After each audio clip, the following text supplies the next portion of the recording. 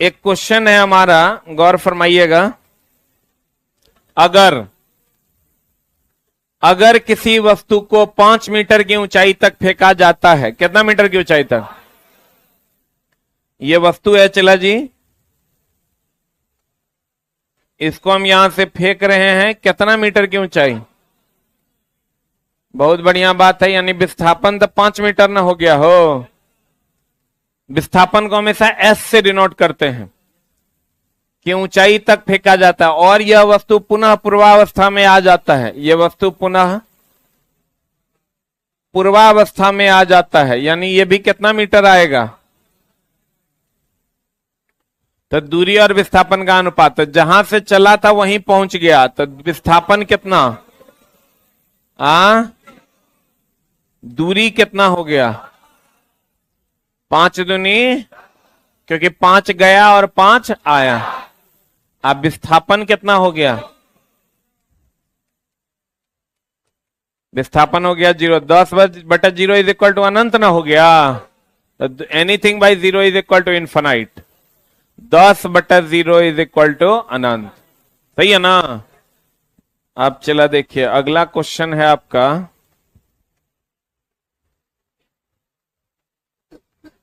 कहता है एक पिंड द्वारा 23 मीटर की त्रिज्या, कितना मीटर की त्रिज्या?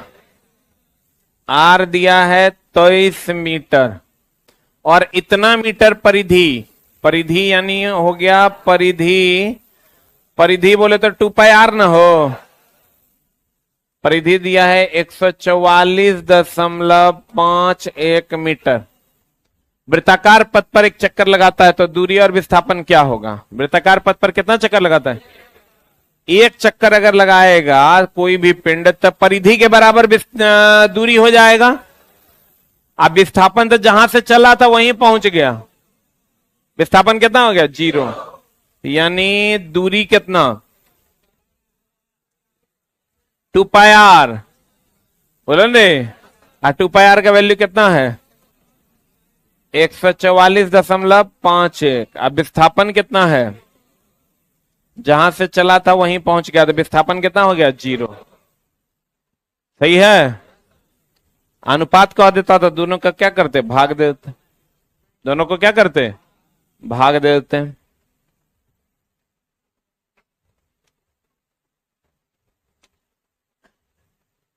दूरी और विस्थापन में अंतर नया वाला किताब में हम हटा दिए हैं, 3rd एडिशन में ये नहीं होगा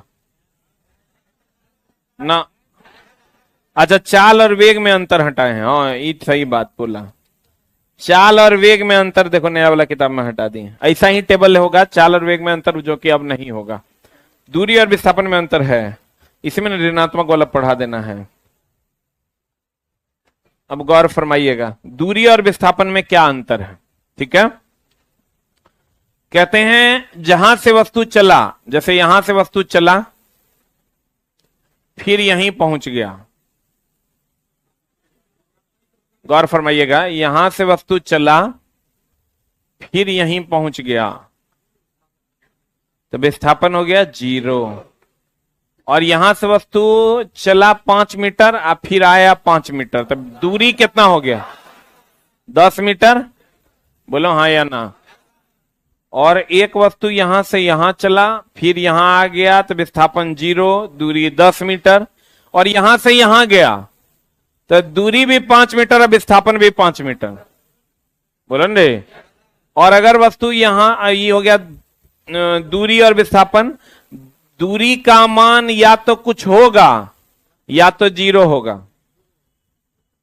अब विस्थापन का मान देखो, धनात्मक भी हो गया, 0 भी होगा, अगर रेफरेंस पॉइंट से नीचे चला जाएगा तो ऋणात्मक भी होगा।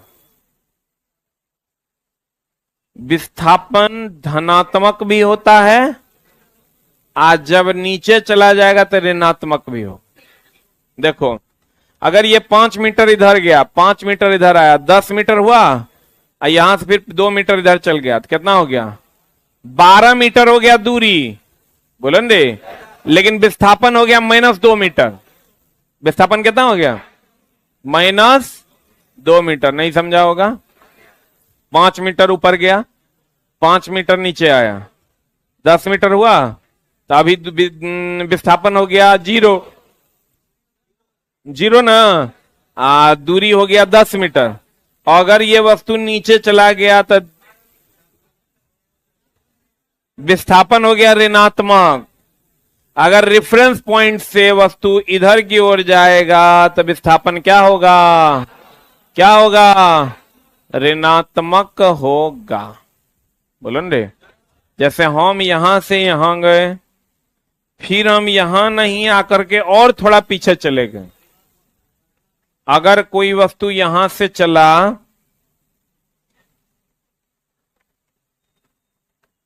और यहां पहुंचा, अब फिर रिटर्न बैक में वो यहां चला आया, इसका जो होगा विस्थापन यहां से यहां तक ऋणात्मक होगा। विस्थापन धनात्मक भी होता है। अभी देखो 5 मीटर विस्थापन है, धनात्मक है। अभी यहीं आ गया 0 है, इधर चल गया ऋणात्मक। विस्थापन धनात्मक, ऋणात्मक, 0 तीनों होगा। दूरी का मान या तो धनात्मक होगा या तो 0 होगा। चलवे नहीं करेंगे, कितना हो जाएगा? दूरी का मान कभी ऋणात्मक नहीं होगा।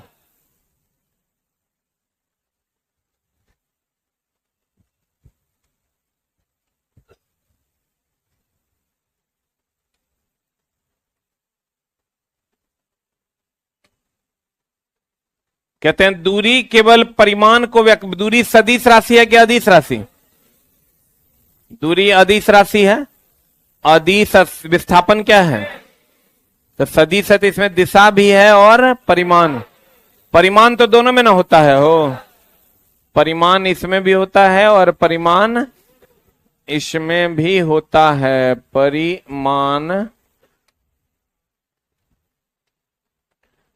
परिमाण दोनों में होता है। बोलो ने, परिमाण इसमें भी होता है और परिमाण इसमें भी होता है। खाली फर्क ये है कि दिशा जो है अदिश में दिशा नहीं होता, सदिश में दिशा होता है। हाँ होता है। सदिश में दिशा होता है कि नहीं होता है? होता है। अब देखो, कहते हैं दूरी केवल परिमाण को व्यक्त करता है। किसको व्यक्त करता है? अब विस्थापन परिमाण तथा दिशा दोनों को व्यक्त करता है, क्योंकि ये क्या है? सदिश है। दूरी सदैव धनात्मक या क्या होगा? 0। या तो होगा ना तो 0 होगा। बोलो ने, आप विस्थापन धनात्मक, ऋणात्मक और 0 हो सकता है। यह सदिश है कि अदिश है? यह सदिश है। सदिश उसे कहते हैं जिसमें दिशा होता है, अदिश उसे कहते हैं जिसमें दिशा नहीं होता। सदिश जिसमें दिशा हो, अदिश जिसमें दिशा ना हो।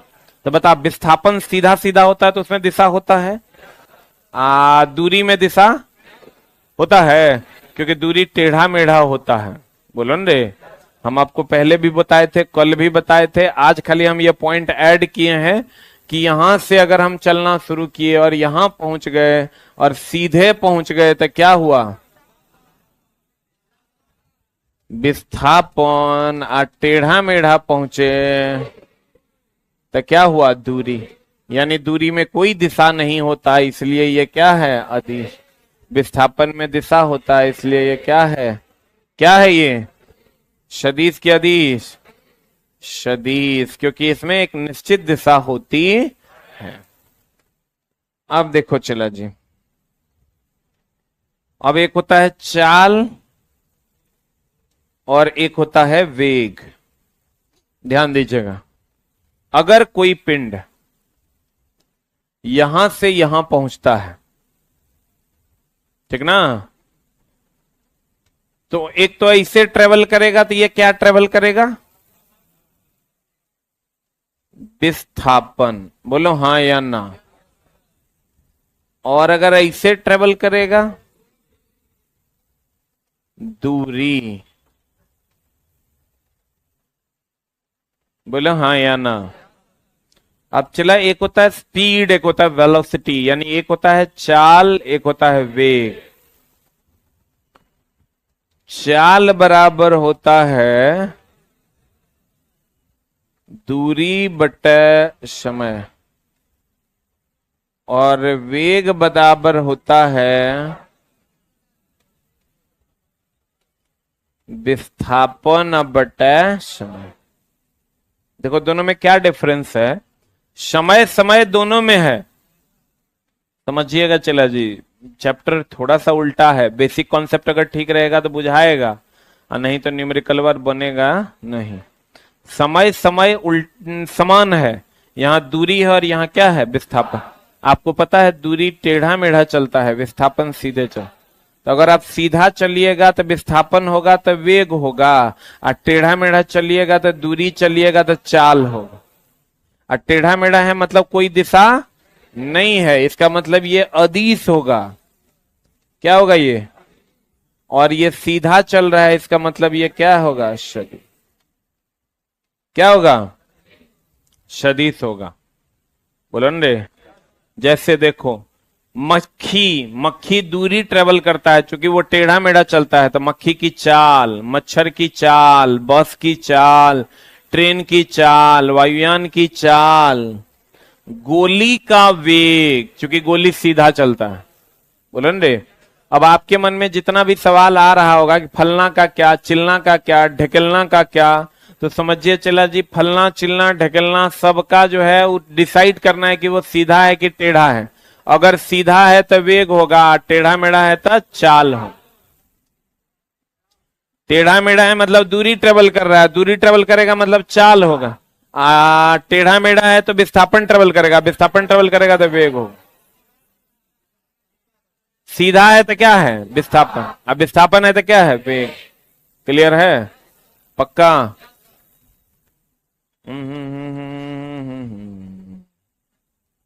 अब देखो इसको डिफाइन कैसे करते हैं। एकांक समय में चली गई कुल दूरी को चाल कहते हैं। एकांक समय में तय किए गए विस्थापन को वेग कहते हैं।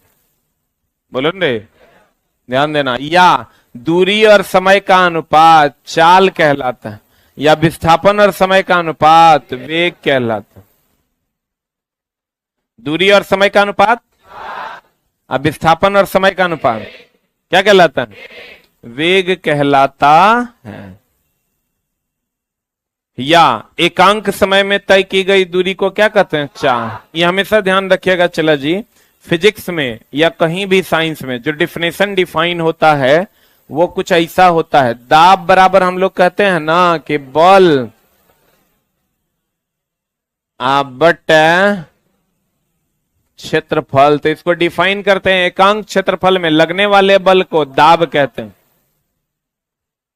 एकांक क्षेत्रफल में लगने वाले बल को दाब कहते हैं। बोलन रे। या दाब बराबर होता है बल और क्षेत्रफल के अनुपात का, या बल और क्षेत्रफल का अनुपात दाब कहलाता है। दोनों बातें हैं। एकांक क्षेत्रफल पर लगने वाले बल को दाब कहते हैं। दाब जो होता है वो बल और क्षेत्रफल का अनुपात होता है। किसका अनुपात होता है? बल और क्षेत्रफल का क्या होता है, अनुपात होता है। क्लियर है?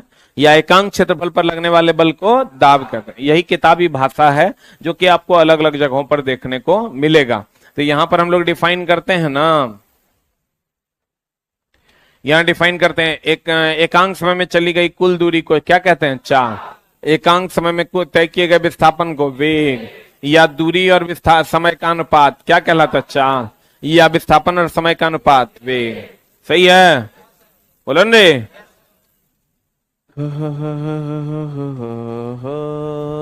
ला ला ला ला ला।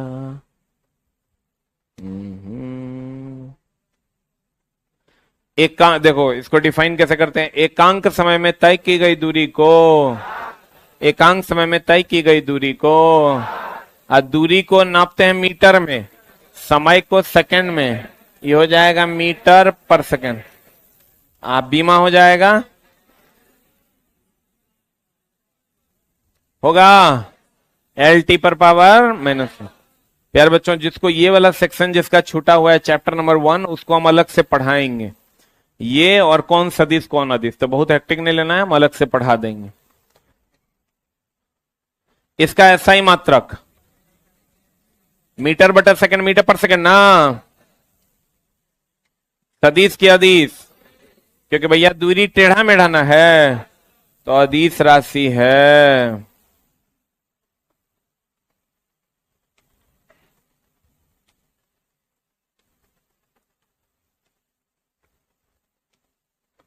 वेग को देखो कैसे डिफाइन किए हैं, एकांक समय में तय किए गए विस्थापन को, एकांक समय में तय किए गए विस्थापन को क्या कहते हैं? वेग कहते हैं। वेग का सही मात्रक, विस्थापन का भी तो मीटर ना होगा, और समय का सेकंड, तो मीटर पर सेकंड हो जाएगा।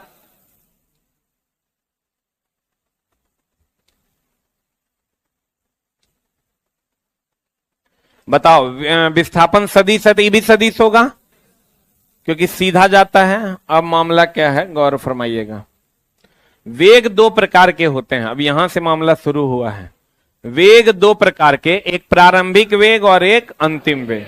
जैसे जिससे हम शुरू करेंगे वो प्रारंभिक वेग, जिस पर हम लोग खत्म कर देंगे वो अंतिम वेग। नहीं समझे? जिससे हम शुरू करेंगे वो प्रारंभिक वेग, और जिससे हम खत्म करेंगे वो अंतिम वेग। बोलन रे, जिस वेग से हम शुरू करेंगे चलना उसे प्रारंभिक वेग, और जिस वेग से हम खत्म करेंगे चलना, जैसे अगर कोई विरामावस्था से चलना शुरू किया तो प्रारंभिक वेग होकर हो गया 0। जैसे हम अब चलना शुरू करेंगे, मेरा प्रारंभ में वेग कितना है, अब ब्रेक लगा देते हैं तो अंतिम वेग 0 होता है। अच्छा बताओ, पहले यू की पहले भी? एबीसीडी आता है पक्का? तो देखिए चला, वेग दो प्रकार का होता है, एक होता है प्रारंभिक वेग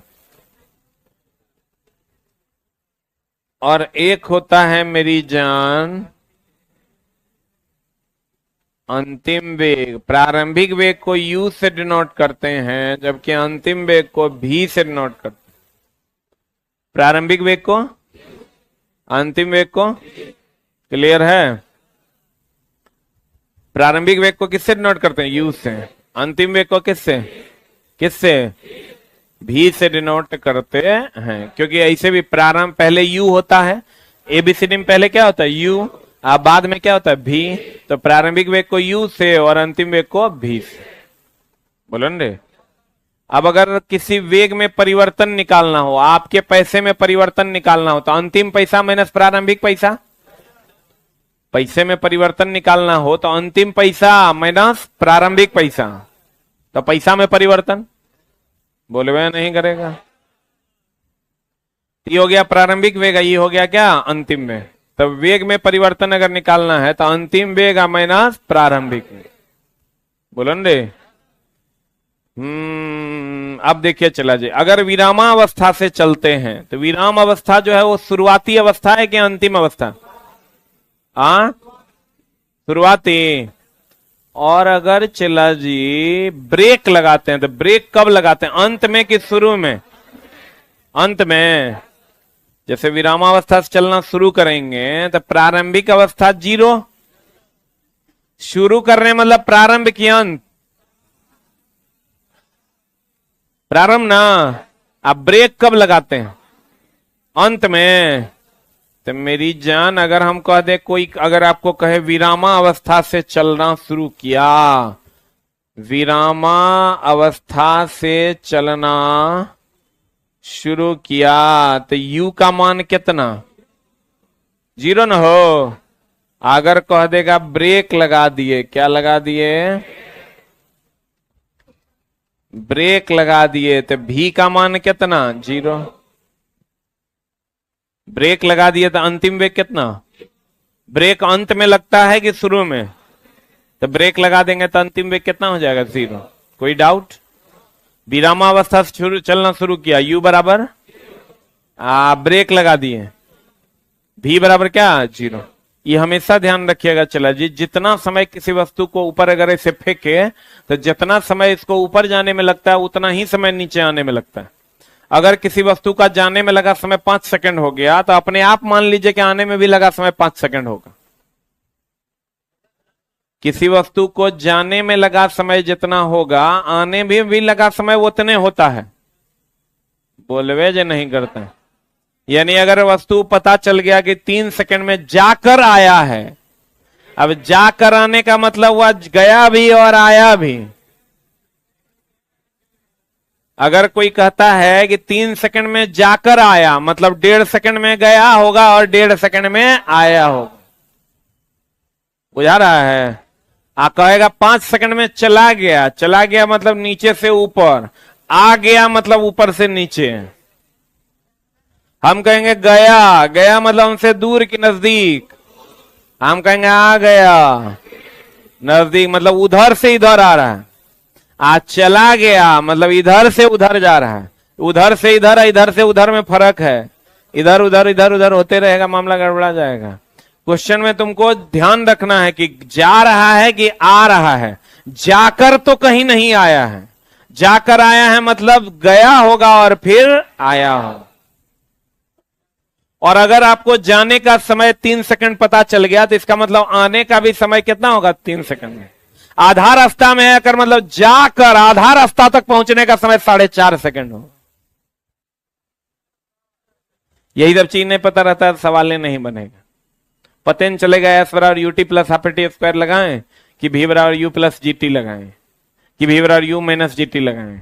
कहां पर यू 0 मान ले, कहां पर भी 0 मान ले, कहां पर 1.5 सेकंड अपने से मान ले, तो न्यूमेरिकल बनवे नहीं करता है बच्चा से। इसलिए बढ़िया समझ लो। अगर आपको कहता है कि 3 सेकंड में कोई पिंड ऊपर गया, कितना सेकंड में? 3 सेकंड में कोई पिंड ऊपर गया, आने समय मध्य बिंदु पर उसे कितना समय लगेगा? अब देखो 1 मिनट, आने समय में मध्य बिंदु तक आने में कितना समय लगेगा? अरे रुक जाए यार, वो डिपेंड करता है कि समय कहां से पूछ रहा है। प्रारंभिक बिंदु से पूछ रहा है कि महत्तम बिंदु से पूछ रहा है। अगर प्रारंभिक बिंदु से पूछेगा तो 4.5 सेकंड, अब महत्तम बिंदु से पूछेगा 1.5 सेकंड, और नीचे से प्रारंभिक बिंदु में नीचे से पूछ रहा है तो 1.5 सेकंड। कंपटीशन का लेवल चला नेक्स्ट टू नेक्स्ट है। अभी यहां अगर आप हैं तो धड़फड़ा के मर जाइएगा, लेकिन रिजल्ट नहीं होगा। रिजल्ट लेना है तो आपको प्रॉपर वे में एक एक चीजों को समझना पड़ेगा। अगर क्वेश्चन कह देना कि प्रारंभ से, तो आपको प्रारंभ से लेना है। क्वेश्चन कह दे मध्य से, तो मध्य से लेना है। क्वेश्चन कह दे अंत से, तो अंत से। वो डिपेंड करेगा। जैसे लड़का को कहेंगे ना 3 सेकंड जाने में लगा, 1.5 सेकंड जो है मध्य बिंदु तक पहुंच रहे हैं, मध्य बिंदु तक पहुंचने में बताओ कितना समय लगेगा? इतने में तो कह देगा 3, 1.5, 4.5। क्वेश्चन रहेगा कि भैया अंत बिंदु से मध्य बिंदु तक पहुंचने में कितना समय लगा? 1.5 सेकंड। नहीं है बुझा होगा? बुझ गया? जितना समय जाने में लगेगा उतने समय आने में। जा रहा है मतलब हमसे दूर जा रहा है। अब हम कहेंगे कि आ रहा है, तुम कहोगे कैसे पता चला कि फेंकिए दिया होगा? जैसे चला, तुम जब पढ़ा होगा ना तो टीचर लोग क्या करते हैं, गोंगो गोंगो करके क्वेश्चन बना देते हैं। अब बच्चा घर पे जाता है, कहता है कि माई तो बन ही नहीं रहा है। काहे? क्योंकि मास्टर के वो सब चीज पता रहता है कि कैसे बनाए हैं। एग्जाम हॉल में जाइएगा, जा रहा है कि आ रहा है, उसी में फंस जाइए। अगर क्वेश्चन कह रहा है कि ऊपर से आ रहा है मतलब कोई फेंका होगा, ये बात मान लेना है। क्योंकि आ कैसे रहा है? कोई फेंका होगा तभी ना आ रहा है। बोलन रे, तो अगर अलग कंडीशन है, उस पर हम लोग बात करेंगे। कहने का मतलब ये हुआ, जैसे आप यहां सोच रहे हैं, जैसे हम यहां आपको सोचवा रहे हैं, वैसे ही आपको हर जगह सोचना है कि क्वेश्चन कह क्या रहा है, उसके हिसाब से उचित डिसीजन लेना है, तब जाके आपका जॉब लगेगा। नहीं तो फिर जॉब लगेगा नहीं। जितना बच्चा चला हम पढ़ा रहे हैं अभी, उतना वैकेंसी देने में सरकार को 20 साल लग जाएगा। जितना बच्चा खाली हम अकेले पढ़ा रहे हैं, ऐसा ऐसा कितना टीचर होगा जो पढ़ा रहा है। तो चला मेरे पढ़ाने से नहीं होगा, आप सोच पाते हैं कि नहीं, आप नहा कर आते हैं कि नहीं, इस पर भी ये बात डिपेंड करेगा। ठीक ना? आप डेली डेली जो है 3 दिन पे नहाइएगा तो हम कितनों पढ़ाएंगे तो नहीं होगा। पढ़ाने के बाद आपके ग्रहण करने की क्षमता भी बहुत ही ज्यादा जरूरी है। आज एक लड़का है, सुबह में वो ट्रेन मैनेजर बन गया। पढ़ता था बेचारा 2021 से 22 तक पढ़ा, 21-22। तो वो बोला ना, हम बोला सर, हम बोले चला बच्चा सब बहुत निगेटिविटी की ओर जा रहा है कि जॉब लेना बहुत मुश्किल काम है। तू बोला एगो लाइन बड़ा बढ़िया, बोला कि सर अगर बच्चा को खुद उसको अपने अगर लगता है कि हम नौकरी ले लेंगे तो ले लेगा। और ये उसको कब लगने लगेगा? जब वो अपने साथ ईमानदार है। एकदम परफेक्ट बात है कि भैया अगर तुमको खुद लगता है कि हम ले लेंगे, मतलब तुम ले लोगे। ये तुमको कब लगेगा? जब तुम अपने साथ ईमानदार हो।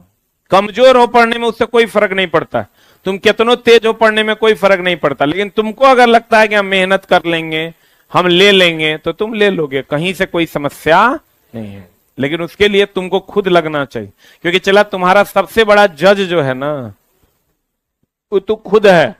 तुमको पता है हम कितना कुकर्म घर पे जाके करते हैं, रूम पे जाके करते हैं। कुकर्म को बंद करो, अपने आप रिजल्ट हो जाएगा। नहीं तो देखो लगता है अभी सूत के उठे हुए किया है, करे जवानी साफ मुरझा गया। प्रारंभिक वेग मतलब जिससे चलना शुरू करेगा, और अंतिम वेग जिस पर खत्म हो जाए। जिस पर क्या हो जाएगा? खत्म हो जाएगा। आज जितना समय जानने में उतना समय आने में। आप विरामावस्था से चलेगा तो यू का मान 0, आप ब्रेक लगा देंगे तो भी का मान। बोलो, अरे बोलो, अरे बोलो। हाँ देखना ना बदमसवा सबको। ये चला हमेशा याद रखना, अगर आप आउट ऑफ डिसिप्लिन लाइफ को जी रहे हैं तो इसका खामियाजा आपको भुगतना पड़ेगा। तुम रोज रोज ब्रश से नहीं करो, दांत सड़ जाएगा, ये बात फिक्स है। तुम रोज रोज ब्रश नहीं करो, दांत सड़ जाएगा, ये बात फिक्स है। आप आउट ऑफ डिसिप्लिन जाइएगा, उसका खामियाजा आपको आगे चल के भुगतना पड़ेगा। डेली डेली तुम दारू पियो। मेरा एक दोस्त था, वो डेली डेली दारू पीता था। उसको कितनों कहते थे जीवन में क्या है, गया बुरा में, 3 दिन पहले मर गया। 3 दिन पहले मरा तो हमको याद आया जीवन में क्या है। आप बुरा में गया तो अपने जो है असली जीवन पता चल गया होगा। लाइफ हमेशा डिसिप्लिन से जीना चाहिए। वेग बोले तो प्रारंभिक वेग दैट इज यू, और अंतिम वेग दैट इज भी।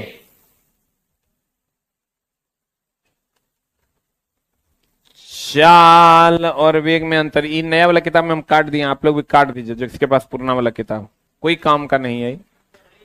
आते हैं त्वरण। नवका वाला हम काटल होगा 3rd एडिशन में, ना है, हम ही काटे हैं।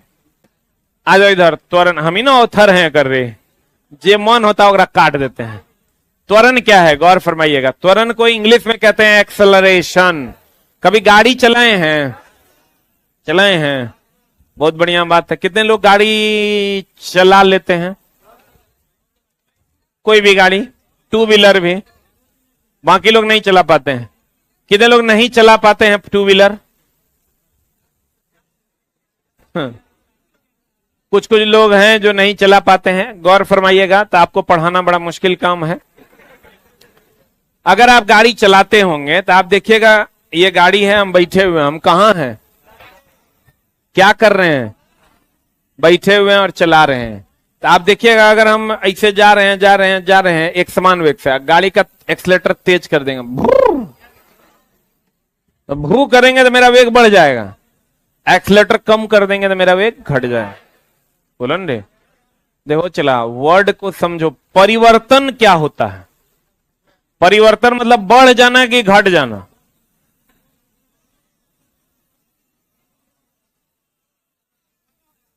परिवर्तन मतलब कितने लोग फेवर में है कि बढ़ जाना?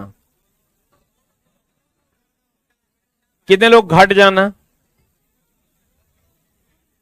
परिवर्तन का मतलब बढ़ना भी और घटना भी। जैसे अगर मेरे जेब में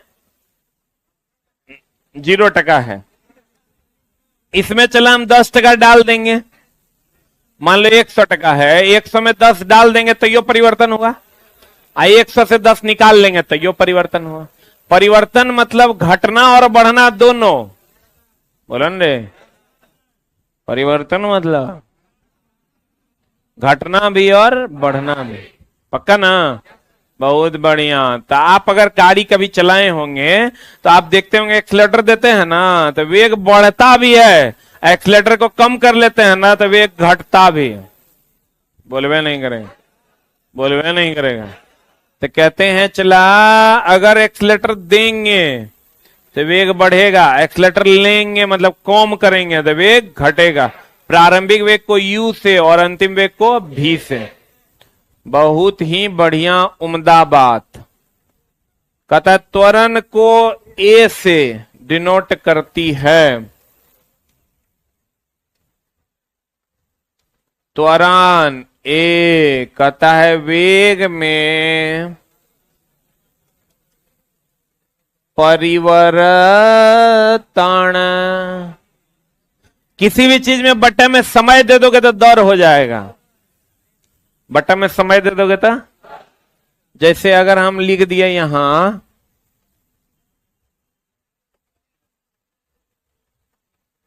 ये हो गया एसके झा की दर। बोलो ने कुत्ता, कुत्ते की दर, बिलाई, नढ़िया, बानर तो कर दर। बोलो ने जिसके बट्टे में समय होगा उसका दर, रेट हिंदी में कहते हैं। रेट हिंदी में क्या कहते हैं? वेग में परिवर्तन। आप बट्टा तो वेग में परिवर्तन की दर को त्वरण कहते हैं। ला ला ला ला ला ला ला। ए अब वेग में परिवर्तन तो अंत परिवर्तन जब भी निकालना अंतिम माइनस प्रारंभिक, कि प्रारंभिक माइनस अंतिम, अंतिम माइनस प्रारंभिक अब बटा समय। बोला ने तो वेग में अंतिम वेग माइनस प्रारंभिक वेग यानी वेग में परिवर्तन। वेग में परिवर्तन की दर को त्वरण कहते हैं, या एकांक समय में जो वेग में परिवर्तन होता है उसे त्वरण कहते हैं। अब परिवर्तन घट भी सकता है और बढ़ भी सकता है। सही है ना? वाह बहुत बढ़िया। अब वेग का भी यूनिट हम बताए थे आपको मीटर पर सेकंड। नहीं याद है तो याद कर लीजिए। वेग का यूनिट होता है मीटर पर सेकंड, आज समय का होता है सेकंड। ऊपर चल जाएगा मीटर पर सेकंड इंटू सेकंड पर पावर -1 दैट इज मीटर पर सेकंड स्क्वायर। बोलो ये m का होता है l और t, s का होता है t-2। जो लोग नहीं पढ़े हड़बड़ाइएगा नहीं, हम पढ़ाएंगे ये यहां के बाद कि कैसे ही निकालते हैं। lt पर पावर -2। बोलो रे जब वेग सदिश है तो ये भी क्या है? सदिश है। आज सदिश होगा तो दिशा और परिमाण दोनों ना होगा। बोलो हाँ या ना। वेग में परिवर्तन की दर को, परिवर्तन घट के भी हो सकता है, परिवर्तन बढ़ के भी हो सकता है। बहुत ही बढ़िया बात। वेग में परिवर्तन की दर को क्या कहते हैं? त्वरण बोले तो वेग में परिवर्तन अब बटा, त्वरण बोले तो वेग में परिवर्तन अब बटा त्वरण का सही मात्रक। वेग का हो गया मीटर पर सेकंड, समय का हो गया सेकंड, मीटर पर सेकंड स्क्वायर, और त्वरण का बीमा LT पर पावर -2। इसको हम लिख सकते हैं m पर पावर 0 LT पर पावर -2। आज जिसको ई नहीं समझ में आया इसका मतलब आपका ये कोई चैप्टर बचा हुआ है यूनिट एंड डायमेंशन। ऑनलाइन वालों आपके पैनल में है, पढ़ लीजिए। ऑफलाइन वालों आपको पढ़ाएंगे। कुछ महत्वपूर्ण तथ्य आए है गौर फरमाइएगा। मान लो चला तुम गाड़ी चला रहा है और एक समान वेग है। इसका मतलब भौमिया रहा है कि नहीं भौमिया रहा है? बुड़बुड़ा रहा है कि नहीं? इसका मतलब अगर एक समान वेग से कोई पिंड जा रहा है 2 मीटर पर सेकेंड, 2 मीटर पर सेकेंड, 2 मीटर पर सेकेंड, 2 मीटर पर सेकेंड से, इसका मतलब एक्सीलेटर दे रहे हैं कि नहीं दे रहे हैं? दे रहे हैं, दे रहे हैं, नहीं दे रहे हैं। इसका मतलब त्वरण का मान जो है वो 0 है। आप कहिएगा कैसे? तो देखिए यहां पर त्वरण निकालिए। त्वरण क्या होता है? अंतिम वेग माइनस प्रारंभिक वेग। अंतिम कितना है? प्रारंभिक कितना है? तो 2-2 t इज इक्वल टू 0 हो जाएगा। एक समान वेग से अगर जा रहे हैं, इसका मतलब त्वरण का मान कितना है? एक समान वेग से अगर जा रहे हैं तो त्वरण का मान कितना है? 0 है, 0 है, 0 है। क्या है? बहुत ही बढ़िया बात। वेग एक समान होने से त्वरण का मान औसत निकालना जानती है? कैसे निकालती है? औसत, औसत जैसे इस रूम का औसत द्रव्यमान निकालेंगे, सबका द्रव्यमान निकाल के जय गो आदमी ओकरा से भाग दे दें, ये सब तो आता ही होगा। इस रूम का औसत द्रव्यमान अगर निकालना है तो सबका द्रव्यमान निकाल लेना है, और जय गो आदमी है उतना नंबर से भाग दे देना है। बुझो तोड़ो कि ना? बुझो तोड़ो पक्का? हम कहेंगे इस बेंच पर बैठे आदमी का औसत द्रव्यमान कितना, सबका द्रव्यमान निकाल के जोड़ के जय गो आदमी ओकरा से भाग दे देंगे। बोलो बोलो, अरे बोलो, गौर फरमाइएगा।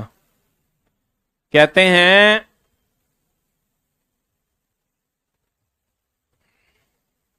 ध्यान दीजिएगा, जब वस्तु एक समान वेग से होगा तो त्वरण का मान कितना होगा? आप परिवर्तन बोले तो अंतिम माइनस प्रारंभिक, अंतिम माइनस परिवर्तन घट के भी होता है, परिवर्तन बढ़ के भी होता है। अब वेग में परिवर्तन की दर को क्या कहते हैं? अगर चाल बराबर क्या होता है फॉर्मूला? दूरी बटा, तो दूरी सीधा की टेढ़ा? टेढ़ा। विस्थापन, विस्थापन होता है सीधा। तो भैया मेरे दूरी बटा समय बोले तो चाल, आप विस्थापन बटा समय बोले तो वेग। टेढ़ा मेढ़ा चलेंगे तो दूरी चलेंगे तो चाल होगा, आप सीधा सीधा चलेंगे तो विस्थापन चलेंगे तो वेग होगा। सही है? विस्थापन की निश्चित दिशा है इसलिए ये सदिश है, और दूरी की निश्चित दिशा नहीं है इसलिए ये अदिश है। दूरी भी अदिश है और चाल भी अदिश। बोलो रे, टेढ़ा मेढ़ा दूरी, और सीधा चालना, मत सीधा विस्थापन। बताओ अगर कोई मक्खी चल रही है तो दूरी की तो विस्थापन, और दूरी होगा तो क्या होगा? क्लियर है? पक्का पक्का पक्का। आज की कार्रवाई स्पेशल टेस्ट जो होना है चला, उसका मटेरियल आ गया है, आप उसको लेके पढ़ें, खाली लेकर घर में नहीं ले जाएं। कितने लोग ले लिए हैं? Very good. लेकिन उसको पढ़िए भी, तभी लाभ होगा।